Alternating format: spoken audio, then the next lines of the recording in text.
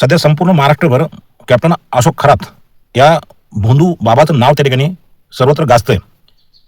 या कॅप्टन अशोक खरातांचे कारनामे ज्यावेळेला डोळ्यासमोर आले, त्यांचे जवळपास 56 विविध अशा महिलांसोबतचे व्हिडिओ त्या ठिकाणी पब्लिक डोमेनमध्ये सोशल मीडियामध्ये त्या ठिकाणी व्हायरल झाले.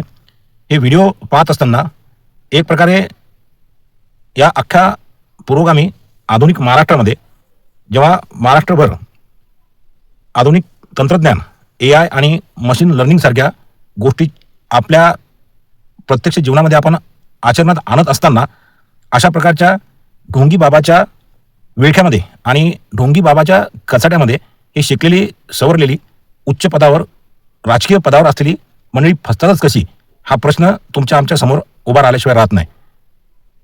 मोठ्या मोठ्या पदावर असणाऱ्या व्यक्तींनी अशा प्रकारच्या बाबांच्या विळख्यामध्ये जाऊन स्वतःची फसवणूक त्या ठिकाणी करून घेतली आणि टोकाचा विषय असा की स्वतःची शारीरिक आणि लैंगिक फसवणूक त्या ठिकाणी करून घेणं ही अतिशय चिंताजनक आणि खेदजनक बाब आहे.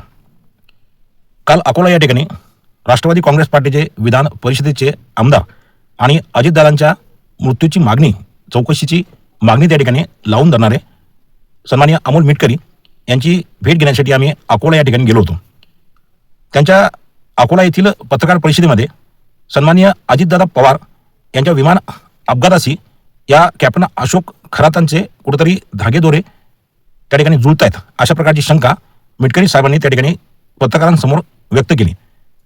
अजितदादांच्या आसपास वावरणाऱ्या अनेक बड्या पदावरील राजकीय पदावरील व्यक्ती या तथाकथित कॅप्टन अशोक खरात यांच्या संपर्कात होत्या आणि त्यांच्या माध्यमातून अजितदादांवर सुद्धा त्या ठिकाणी बारामतीच्या रस्त्यावर असो किंवा देवगिरी बंगल्याच्या बाहेर असो तंत्रमंत्राची त्या ठिकाणी काही पूजा केल्याची शंका मिटकरी साहेबांनी त्या ठिकाणी व्यक्त केली.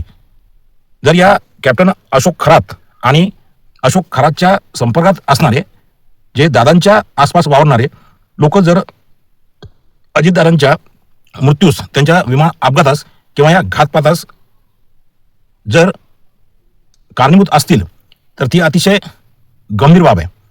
माननीय मुख्यमंत्री साहेबांनी कॅप्टन अशोक खरात यांच्यावर चौकशी समिती, ज्याला SIT आपण म्हणू, ती SIT त्या ठिकाणी नेमलेली आहे.